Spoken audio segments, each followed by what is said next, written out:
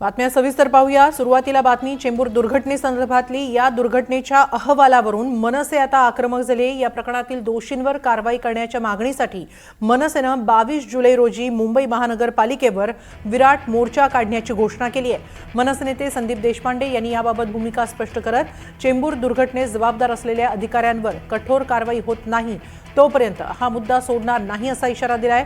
दुर्घटनेच्या अहवालानंतर आता या प्रकरणावरून राजकीय वातावरण तापण्याची चिन्ह दिसतात। चेंबूर दुर्घटनेच्या अहवालावरून मनसे चांगलीच आक्रमक झाली आहे। 22 जुलैला मनसे मुंबई महानगरपालिकेवर विराट मोर्चा काढणार आहे। मनसे नेते संदीप देशपांडे यांच्याशी बातचीत केली आमचे प्रतिनिधी अक्षय कुडकेलवार यांनी।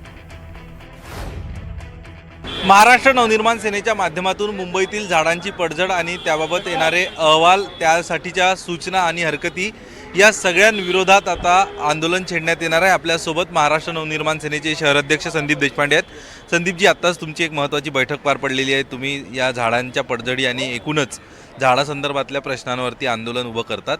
काय नेमकी पार्श्वभूमी आहे, काय स्वरूप असेल? मुळात आंदोलन झाडाची पडझड त्या अनुषंगाने हे आहेच, पण ज्या निर्लज्जपणे हा अहवाल तयार करण्यात आला आणि अधिकाऱ्यांना पाठीशी घालण्याचं काम महानगरपालिकेच्या या चौकशी समितीच्या माध्यमातून करण्याचा प्रयत्न केला गेला, या सगळ्या विरोधात आमचं आंदोलन आहे। जोपर्यंत याला जबाबदार असणाऱ्या अधिकाऱ्यांवर कारवाई होत नाही तोपर्यंत आम्ही हे आंदोलन चालू ठेवणार। कशा पद्धतीचं तुमचं हे आंदोलन असणार आहे? कधी याची सुरुवात होणार आहे, काय सांगा? आम्ही येणारे 22 तारीख जुलै महिन्याची बुधवार या दिवशी आमचं आंदोलन असेल। या संदर्भातलं उद्या आमचं पत्र पोलिसांना जाईल। महापालिकेला आम्ही ऑलरेडी पत्र दिलं आहे, ते आपण बघू शकता, आणि आम्ही आमच्या लोकशाही पद्धतीने आंदोलन करू।